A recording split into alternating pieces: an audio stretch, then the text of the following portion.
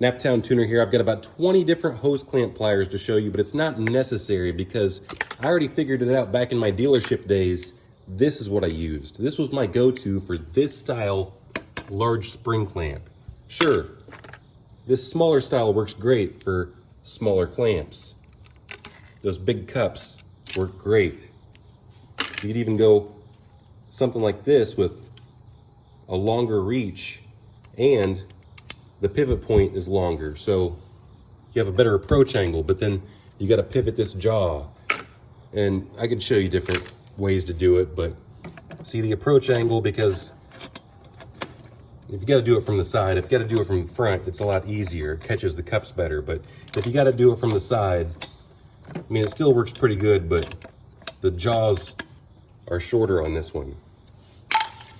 When it's really difficult is when you're working with hard to reach ones, like the firewalls right here. And I either have to take this coupler off and put this bottom one on first and then put this top hose on second, or I have to hold that spring clamp open, that bottom one, and force it on.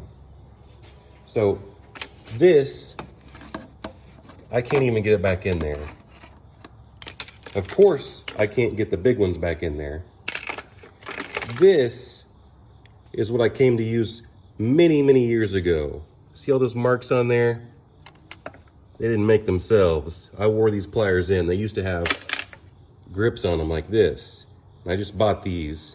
So you could use these as well. Like, look at how good these work. From the side, like that. I guess you could use these from the top as well. They got a little bent handle action, so you could use them either way.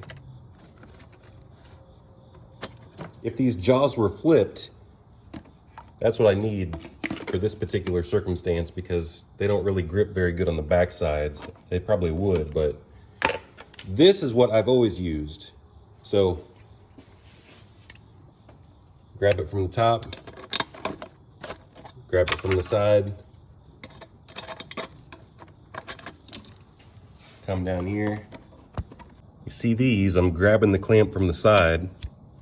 I still have enough room to slip my hand in there and push the hose on. Unfortunately, I don't have the camera mounted, but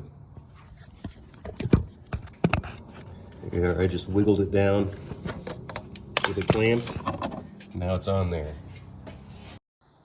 That's why these straight spark plug wire pullers have always been my go-to for these large style spring clamps.